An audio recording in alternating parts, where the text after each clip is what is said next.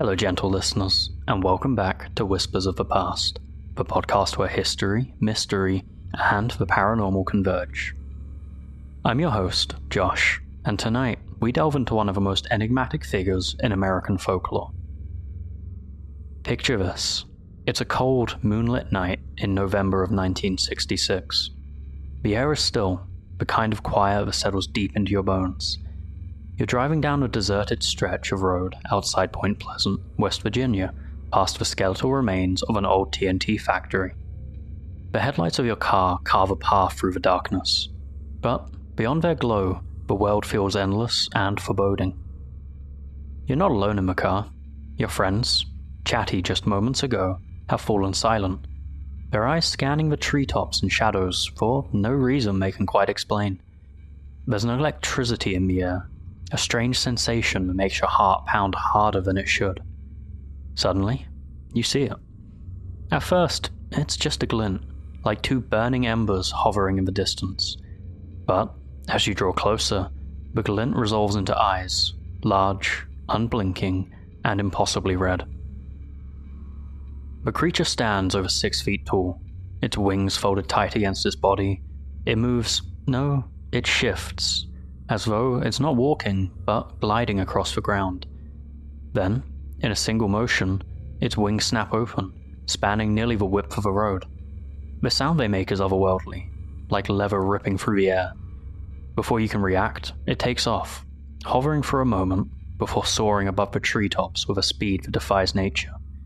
You're frozen, your breath caught in your chest as the car is bathed in shadow. For a moment, the world feels utterly wrong. Your friends scream for you to drive, and your instincts finally kick in. You slam the gas pedal, and the car roars to life. But no matter how fast you go, it follows. Its wings beat steadily, effortlessly keeping pace. The red eyes never waver, locked onto you like a predator sizing up its prey. It's not until you reach the bright lights of town that the creature veers off, disappearing into the night as though it was never there. That night, you and your friends tell your story to anyone who will listen. The police, your neighbors, even the local newspaper. Most people look at you with disbelief, but some nod knowingly, their faces pale with recognition. You've seen it, the thing they've only whispered about, the Mothman. And so begins one of the most chilling and enduring legends of modern folklore, a story that blurs the line between reality and the unknown. This is the tale of the Mothman, and tonight we're diving into its mysteries. What is it? Where did it come from? And why does it linger in our collective imagination? Stay with me, gentle listeners, as we unravel the enigma of Point Pleasant's most infamous visitor. Let's journey together into the heart of the darkness, where truth and legend intertwine. Long before the media frenzy and the tragic Silver Bridge collapse, the first sightings of Mothman were subtle, almost ephemeral. The earliest accounts came from an unlikely group, gravediggers working late into the evening in Clenadin, West Virginia, just miles from Point Pleasant. As the men went about their grim task under a fading sunset, they noticed a dark figure rising from the nearby trees. It wasn't a bird or any creature they'd seen before. This figure had an almost human form, but with massive wings that moved soundlessly. They described its glowing red eyes, which seemed to pierce the dusk, leaving them paralyzed with a fear they couldn't articulate. Their encounter was strange enough to warrant whispers among the townsfolk, but it was soon overshadowed by more dramatic events. A few days later, on November 15th of 1966, two young couples, Roger and Linda Scarberry, and Steve and Mary Mallett, had their now infamous sighting. Driving near the abandoned TNT factory outside Point Pleasant, they saw what they first thought was a large man standing in the shadows. But as they drew closer, they realized it wasn't a man at all. It had broad wings folded against its back and eyes that glowed a fierce red. The creature moved suddenly, unfolding its massive wings and taking flight. Terrified, the couple sped away, but Mothman followed. According to their account, the creature chased their cars at speeds exceeding 100 miles per hour, never wavering or struggling to keep pace. Its red eyes remained fixed on them, haunting their rearview mirrors until they reached the safety of town. The couple's harrowing experience, reported to the local police, became a spark that ignited widespread interest in the creature. Soon, sightings poured in from every corner of the area. One woman claimed she saw Mothman outside her kitchen window, its wings partially spread as it perched on a nearby tree. Another man encountered the creature late at night while walking his dog. The animal, usually fearless, whimpered and refused to move until the creature disappeared into the darkness. Some stories spoke of Mothman's chilling ability to appear silently, its presence detected only when the ominous glow of its eyes pierced the shadows. These encounters, while terrifying, had common threads. Mothman always seemed to appear at night, and its movements defied natural laws. Witnesses often spoke of an overwhelming sense of fear, as though the creature exuded a kind of psychic energy that preyed on human nerves. Yet, despite these shared experiences, no physical evidence of Mothman was ever found. No feathers, no footprints, no signs of its existence beyond the stories told by those who had seen it. Even more puzzling were the strange phenomena that seemed to accompany the sightings. People reported hearing disembodied voices or experiencing inexplicable mechanical failures in their cars and radios. One witness swore that the television set flickered to static just before they caught a fleeting glimpse of a creature outside their home.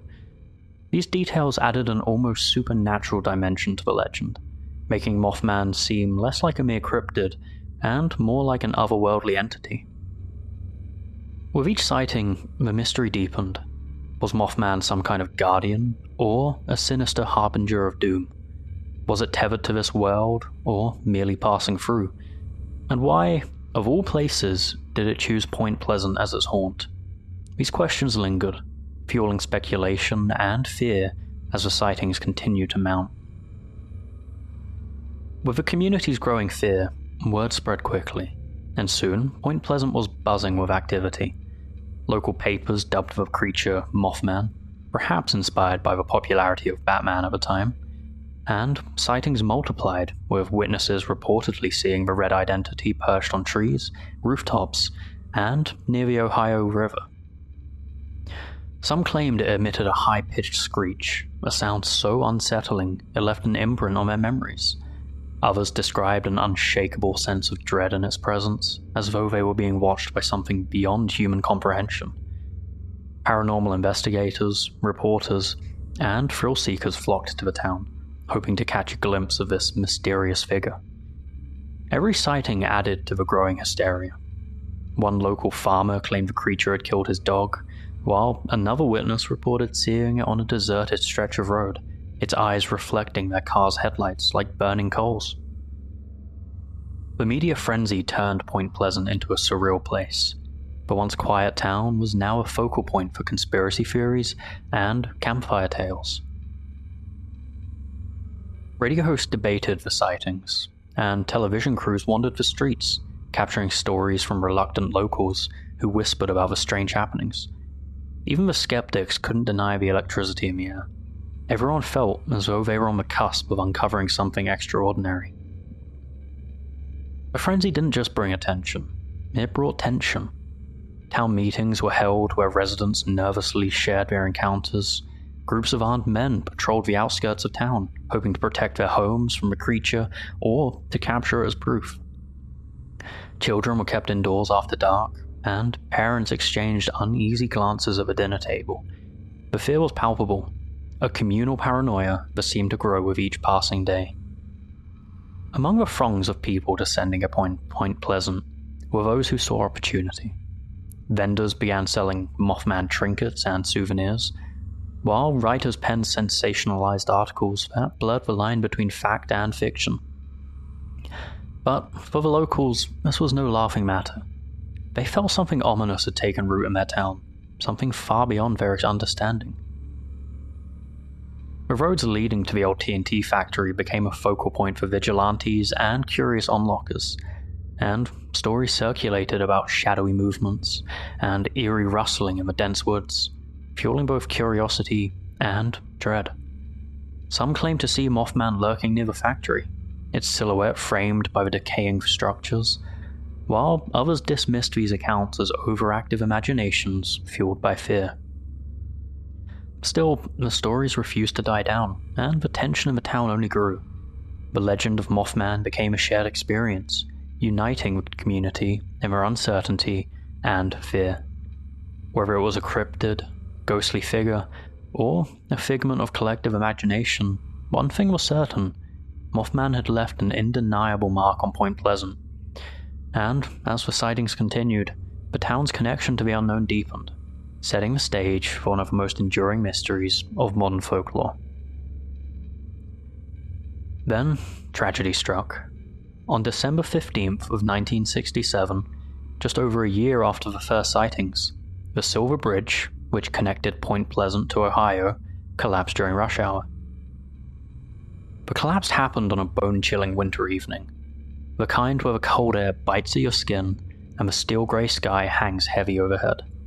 The bridge was crowded with cars, their headlights creating a river of light that cut through the encroaching twilight. Commuters were anxious to get home, their thoughts likely consumed with holiday plans or the warmth of family waiting on the other side. Then, in an instant, the world shifted. A groan of straining metal pierced the air, following by a sickening series of cracks. Those close enough described a sound like the wailing of a giant beast as the bridge gave way. Screams mixed with the thunderous crash of cars and concrete plunging into the icy waters below. The river swallowed everything in its path, leaving behind only silence and the haunting memory of what had just unfolded. For the survivors, the scene was one of chaos and horror. Freezing water clawed at their limbs as they struggled to reach the surface, the current pulling them further from safety. Some clung desperately to floating debris, their breath fogging in the frigid air as they screamed for help. Onlookers on the riverbank could do nothing but watch, their faces pale with shock, their hearts heavy with helplessness. Rescue teams worked tirelessly through the night, their efforts illuminated by the eerie glow of floodlights and the flash of cameras capturing the tragedy for the morning news. Some residents couldn't help but link the disaster to the Mothman sightings, as, in the weeks leading up to the collapse, there had been an uptick in reports of strange activity. Unidentified flying objects in the night sky, eerie noises in the woods, and, of course, sightings of a red-eyed creature lurking near the river. Witnesses recalled strange phone calls and bizarre warnings from enigmatic strangers who seemed to know more than they should. Was the Mothman a warning? A supernatural omen? Or was it merely a coincidence? The line between fact and legend blurred, and the tragedy forever entwined the Mothman legend with a sense of foreboding and sorrow. For many, the bridge collapse was a turning point. Those who had dismissed the Mothman as mere hysteria now began to wonder if there was more to the story. Survivors and families of the victims spoke of dreams and premonitions that haunted them before the disaster, adding a chilling layer to the already eerie narrative. One woman recounted a vivid dream of a shadowy figure standing atop a bridge, its wings outstretched as the structure crumbled beneath it.